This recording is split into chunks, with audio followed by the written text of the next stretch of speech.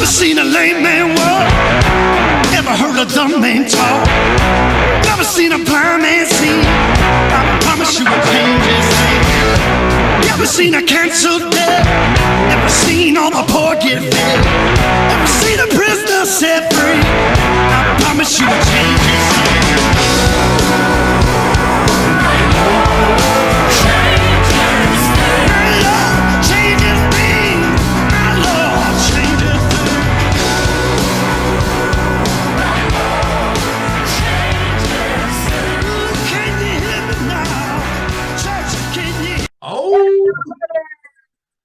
What is up? Hey. What's up, Clint? Nothing. What are we doing? This isn't the podcast. Well, Clint, this is a reaction video. Yeah. We're kind of late on reacting. Mainly my fault. I've been kind of sickly. Been a little puny last couple of days, just sinus junk, but I'm good. Yeah. But I've been hurting. Clint. I'm hurting. I'm hurting. And I'm kind of salty. Oh no, not I'm salty. angry.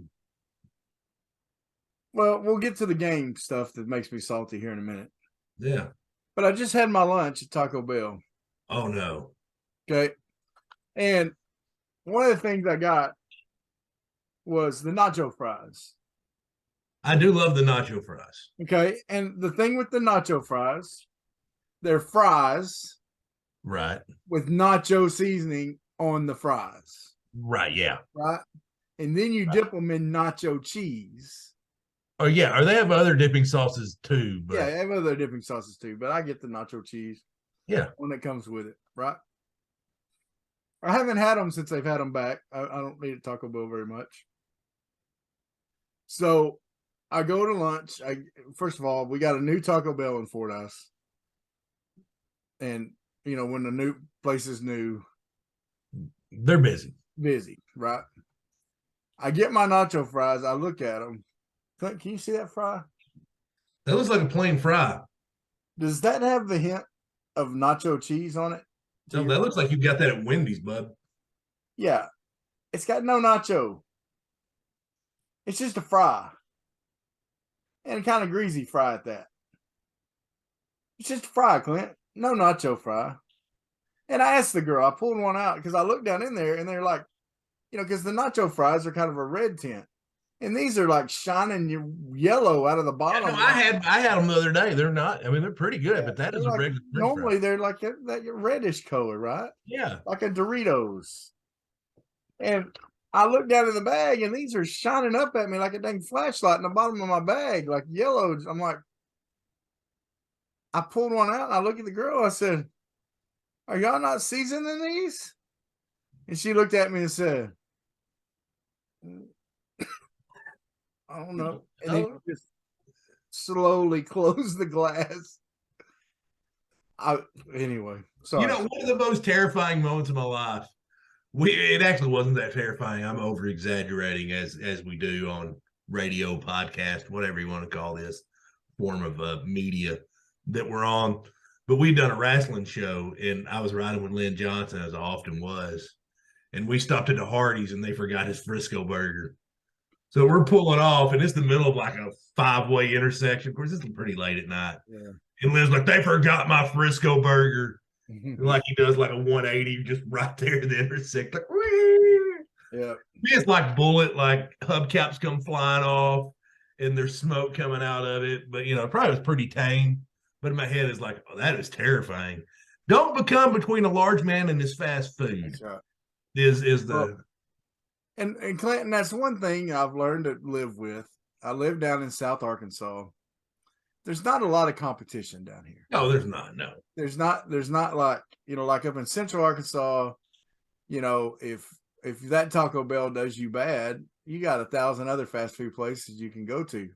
They want to keep your business. Right. Down here, they know you're going to get a craving for Taco Bell another time, and you're going to show up back there, right? Right. Well, here's the deal. And so I've just gotten used to it. Doesn't make me happy, but I've gotten kind of used to it. Clint, I don't want to get used to what I saw Friday for the Razorbacks. Ooh. No, no, I don't want to get used to no. that. It wasn't. You were there. I was there. I was on the I was on the second row, surrounded by Missouri fans. A couple. There was a good sprinkling of Arkansas fans. There was a good sprinkling. Um, as far as intense atmospheres, I wouldn't call Missouri an intense atmosphere. But man, this one was lost in the trenches. It really was. Our offensive line that we pride ourselves on so much got their butt kicked. I mean, I don't know how else to say it, how else to phrase it. Um, I mean, why I'm Bray Farm and their quarterback's name Cook, isn't it? Brady Cook. I mean, his legs and Missouri's defensive line won the game. I mean, they really did. I mean, KJ didn't have time to throw. You know, our boy Luke got beat a couple times, and then they tried 2 or 3 other things left tackle to get people in. They got beat. Mm-hmm. Number 9, I don't remember his name, but he seemed to be all over the place. I don't know why it is that Missouri and Mississippi State always just seem to have blue chip stud defense. Here's one thing, Arkansas fans, if you're listening to this, we have to stop thinking we're better than Missouri. 100%. 100%. We have to stop. Look, yeah, our fan base is probably better, like you said, that I'm sure if that was in Arkansas that the setting would be better. I'm gonna fight for our fans over any other fan base anyway. But look, they've kicked our tails. How many SEC championships have we gone to since we've been in the SEC? 2, right? 2 or 3. 2, 3, whatever. Yeah. How many have they gone to? 2, 3. Yeah. And they've been in the SEC less time. Yeah. Okay. I mean, people are going to argue that the East was a lot weaker. Yeah. And there's no disputing that. But here's the thing: it's 10-4 now. We've never won in Columbia, Missouri. Yeah.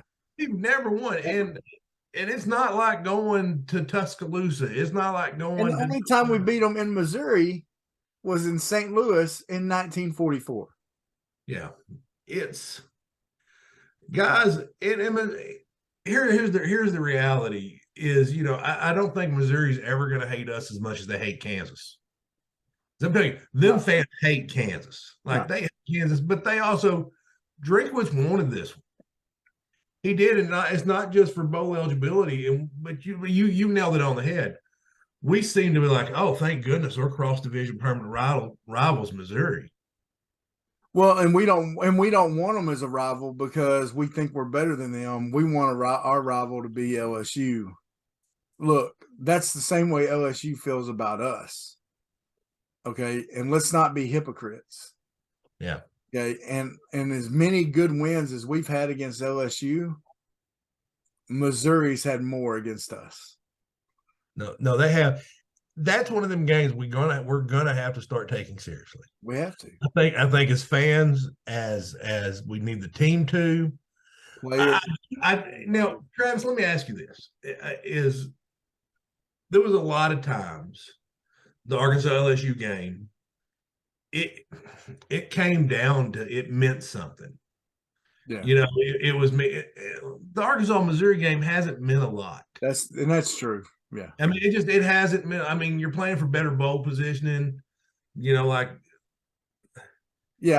our only motivation for that game Friday was to keep them out of the bowl and to get us a better bowl. Yeah, I mean that was it. I mean, they didn't have a lot to play for, and I mean we did it, and Missouri did. I mean, it showed in the effort. Yeah, I think it really did. It showed in the effort, and there were some frustrating things about the game too. Mm-hmm. Number one, I'll call out Barry Oldham a little bit. I thought he was a little late to the party, putting a spy on Cook. Yes. Once he did, I mean, he'd already gouged for probably 130 yards when they finally. That should have happened after about that second long run he had. Yeah, it really should have. Pooh-Paul, he plays the spy better than about anybody I've seen. He really does. And he did a great job spying him. And once they did that, Sanders did some too. Yeah. But yeah, that's true. What did you think of well, one of the things that's getting a lot of heat, of course, is the offense. Yeah. And the play calling. Rocket Sanders got the ball 10 times. 10. Now, to be fair, he wasn't doing much. They wasn't able to block him those 10 times very well. No, and I was, for one, I thought the strategy should have been to spread them out and let KJ sling it. Because the running lanes weren't there. The offensive line was, and look, we had Luke Jones on the podcast, and I have respect for all those guys. I think they're one of the best offensive lines in the country from top to bottom. They got outplayed. But I think we had Ricky Stromberg, Limmer, any of them guys, Jones, they would tell you we got our butts kicked. The thing was they were getting pass rush on all levels. Yeah.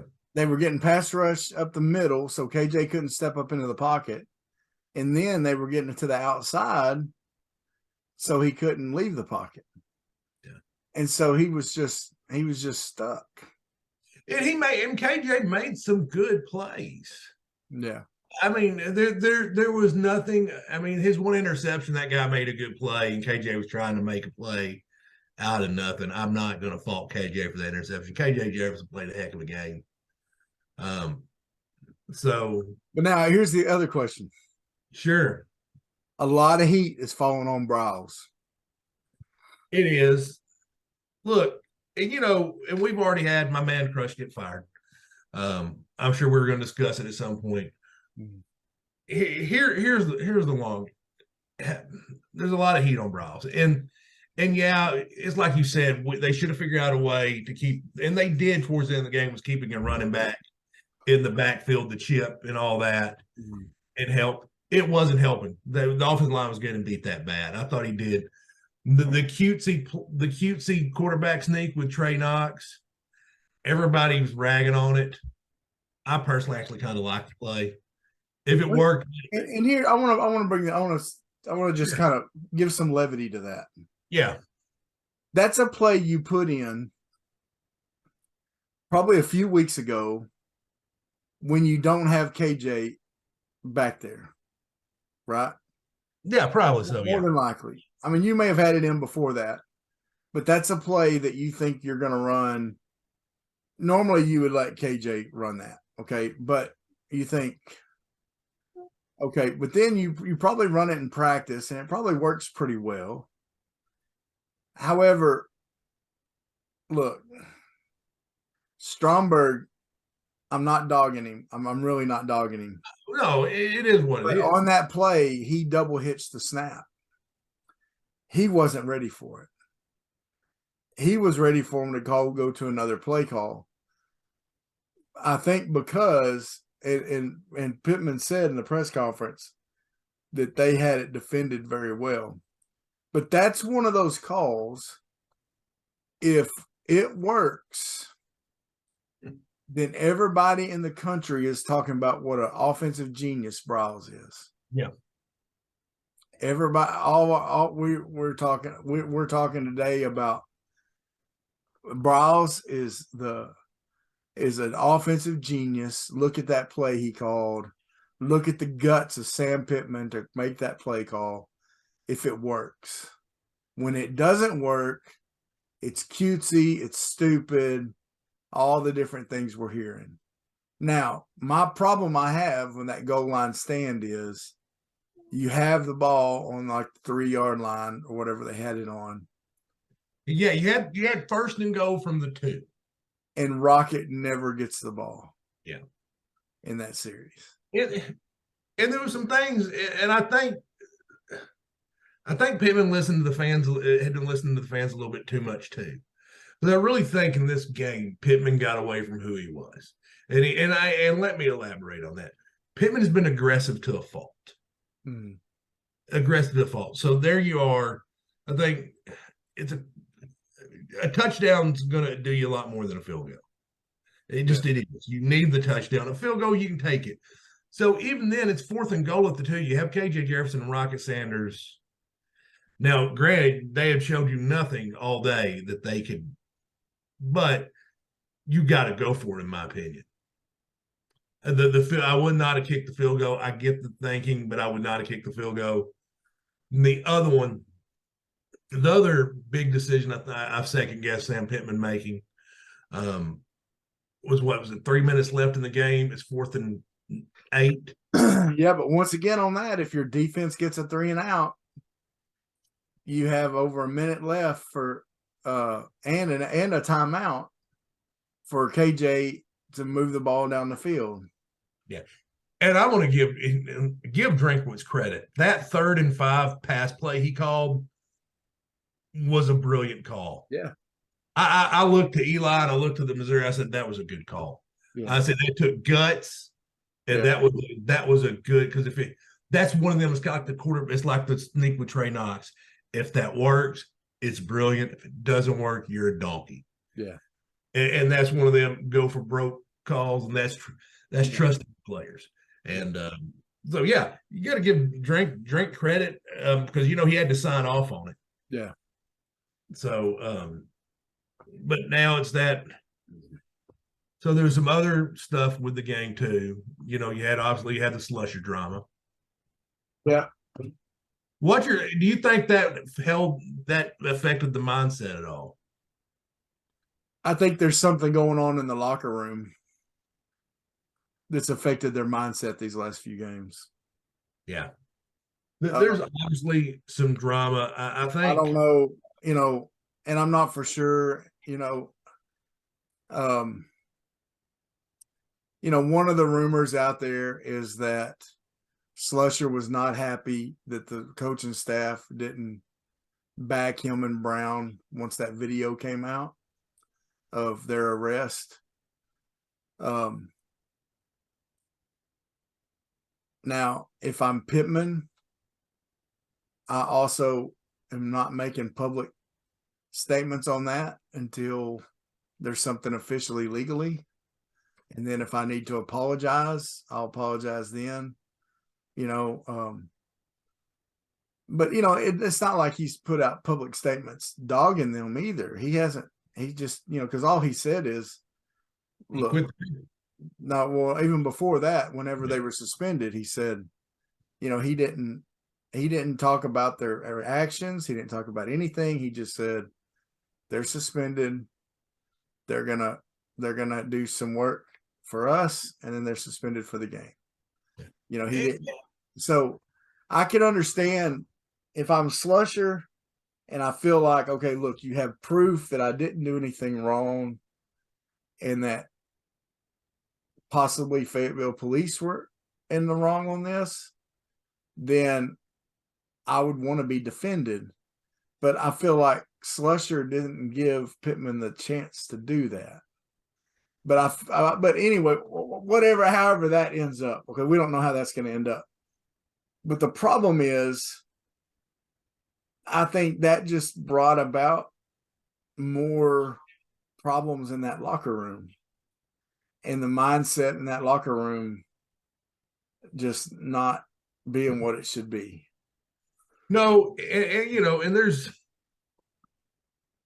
the 6-6 is a disappointing season. Yes, it really was. I think they set the over under at 7 in Vegas. So, and we were way off. Yeah, I was half. It's kind of like a marriage. I was right about half. I was right half the time. Sure. But here, we've talked a lot of drama. Talked a lot of how disappointing that game was. I want to sit back and I want to think. I'm going to throw these numbers out at you: 4-8, 2-10, yeah, 2-10. Yeah, those were the last 3 years before Sam Pittman got there. Then we went 3-7, and now that 3-7 is not creating equal. That is probably the hardest schedule any team has played ever in the history of football. I would. Yeah. And second was this season. This season was murder's row. Chad Morris would have went 0-12. Well, and here's the thing I think we need to think about as fans. Also, Clint, you look at that schedule. Yes, look, okay, I know, people that are, Razorback lovers are saying, well, we lost to ranked teams, and then Razorback, the haters are saying, yeah, but none of those teams are ranked anymore besides Alabama and LSU, which is very true. Okay. But that schedule had no breaks in it. Okay. No. Think about that for a second. Most of these kids, any solid football player, until you get to the NFL, and that's one of the hardest things about playing in the NFL. That's why rookies tend to peter off at the end of their rookie season. If you're a fantasy football player, you realize that.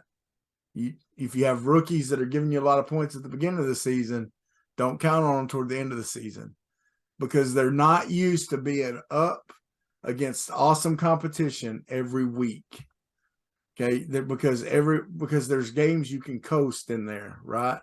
Yeah. Even in high school, we played in 2A conference.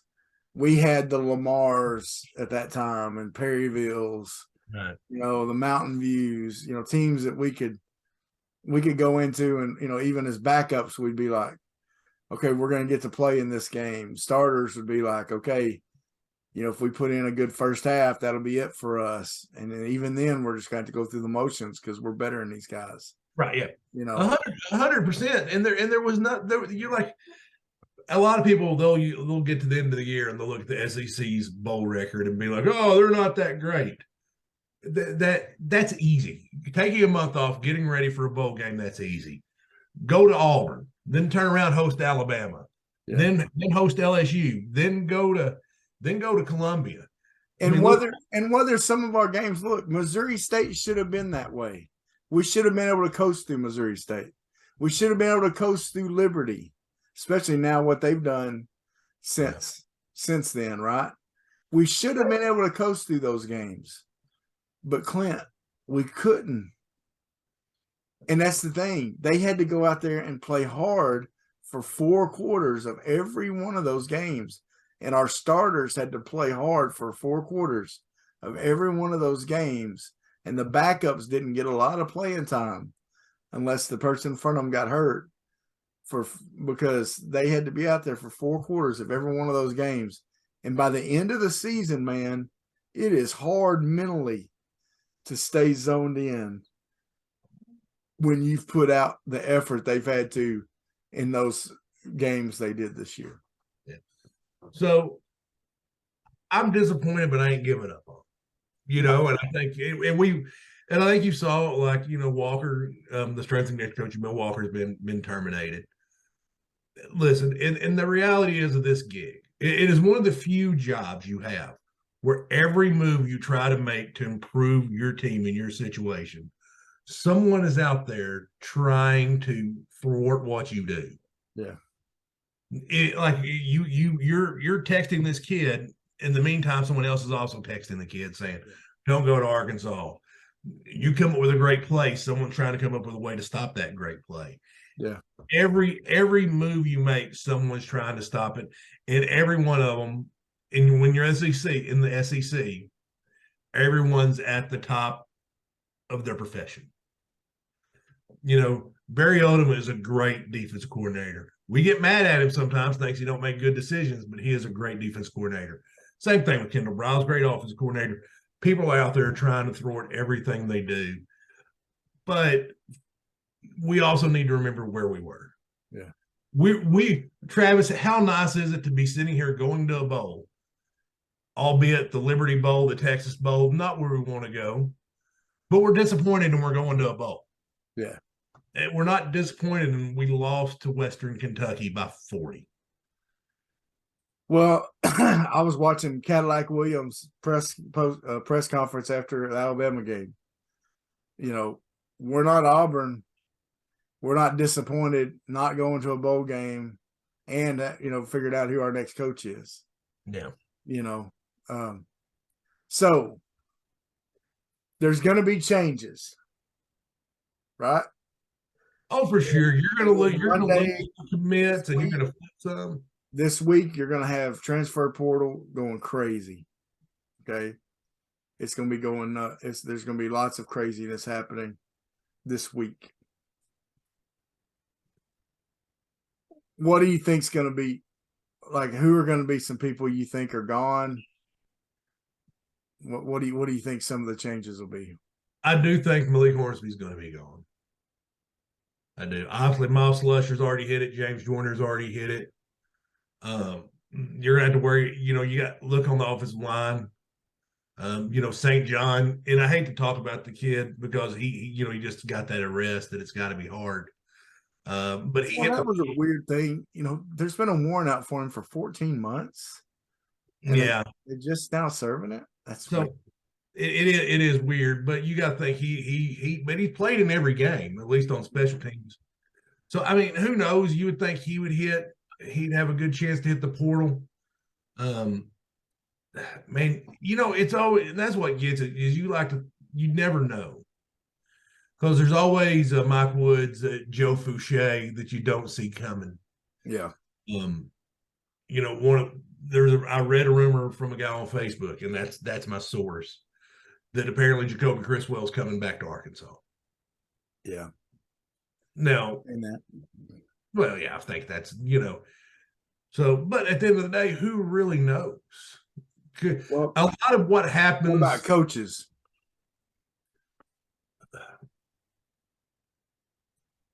This time or next year when we start fall camp, is Barry Odom and Kendall Byers our coordinators? I think so. I really do. If any of them's gone, I think it'll be Browse. I do think Odom will be back. I think they're both gone. Think so. Think they'll both. You think head coaching jobs, or you think? Yeah. I know Odom's been connected with South Florida. Here's what I think. I think that Pittman is going to tell at least Browse, when those jobs get offered to you, it might be good to take one this year. Well, you got to think Browse would be a good fit, like at Texas State. They just fired their coach today. I'll tell you somewhere else. Liberty. Yeah, he would be a good one at Liberty. Hugh Freeze goes to Auburn. He's been to a Baptist school before, Baylor. Of course, he was in some trouble there. His dad was anyway. Yeah.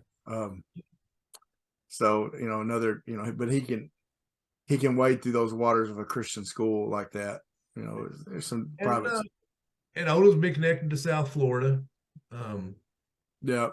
And the heads aren't finishing rolling yet. And every opportunity that someone takes opens up an opportunity for someone else. And I've been saying for a long time that Dow Loggins is the next offensive coordinator, that he'll just roll right in. Well, here's the deal. If you're Sam Pittman, if you're the head coach, here's what we saw this year. I love Sam Pittman, and he's my head coach, and I want him to be my head coach for a long time. But he's going to have to act like a head coach.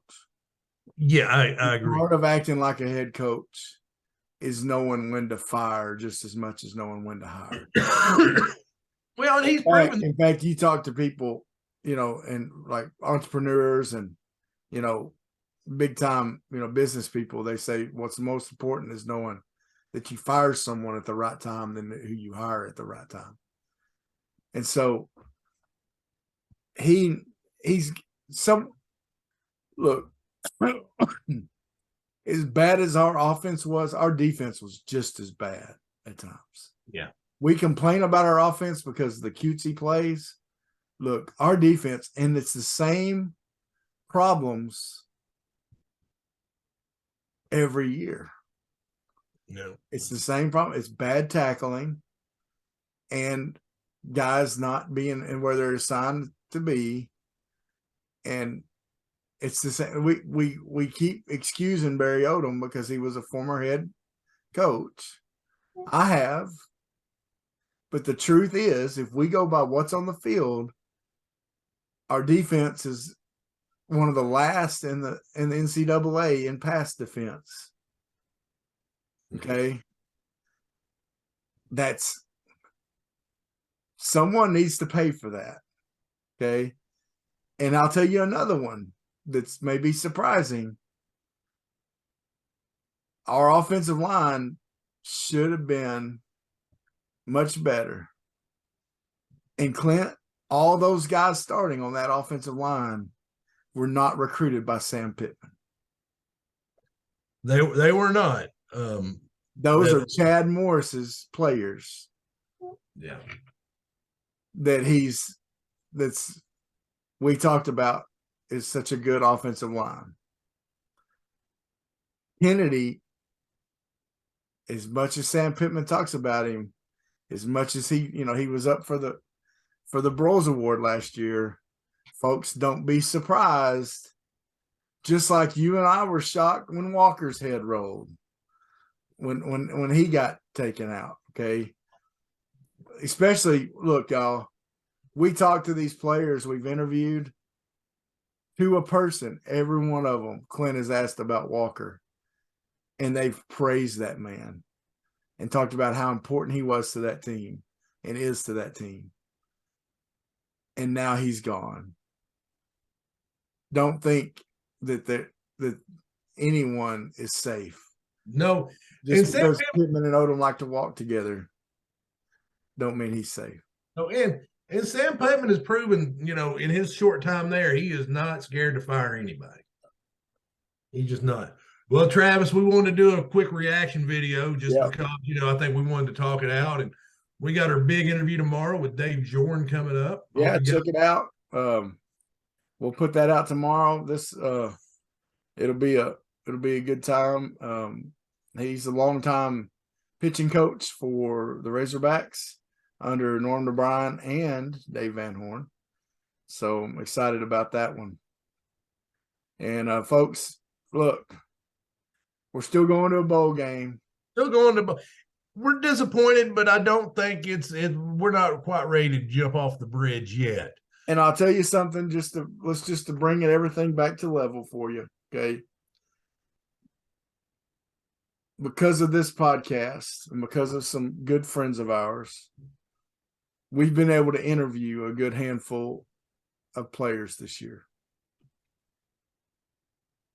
They're good young men, or at least the way they presented themselves, folks.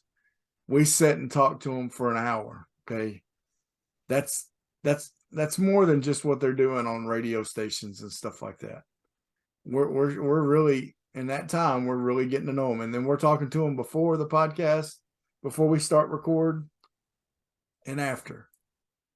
And there's some really solid young men, ones that have transferred in, like Landon Jackson, Jordan Dominic, ones that have been there a while, like Luke Jones and others, Reed Bauer. They're good men. And folks, that means more to me than, I want wins more than anybody, but I'd rather have a team I'm proud of. And I'm proud of these Hogs because there's some good kids. There's some good guys. And so let's look at the things we can be thankful for. Like Clint said, we're bowling. It's not 2-8.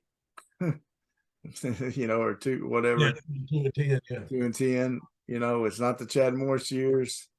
And we got a guy that we're proud to call a coach. It represents us well, and both nationally and locally. And so, hey, let's root on those Hogs. Like and share this. Let us know what you think about this little deal. Should we do this more often? Let us know.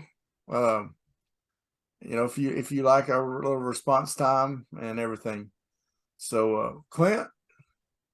Bye, guys. See y'all soon. See you soon. Peace out. Share. Sweat, work, filthy, dirt, harvest, hurt, kingdom come. Sweat, work, filthy, dirt, harvest, hurt, kingdom come. Listen, that's why I sweat when I work. My hands get filthy down in this dirt. Won't see no harvest till I hurt. Crying your kingdom come. Listen, I wake up in the morning, I bow my head to pray. Mama told me if I don't, ain't nothing gonna change. These prayers breaking up hard ground so I can sow the seed. Ain't afraid of no aches and pain. Lord knows I got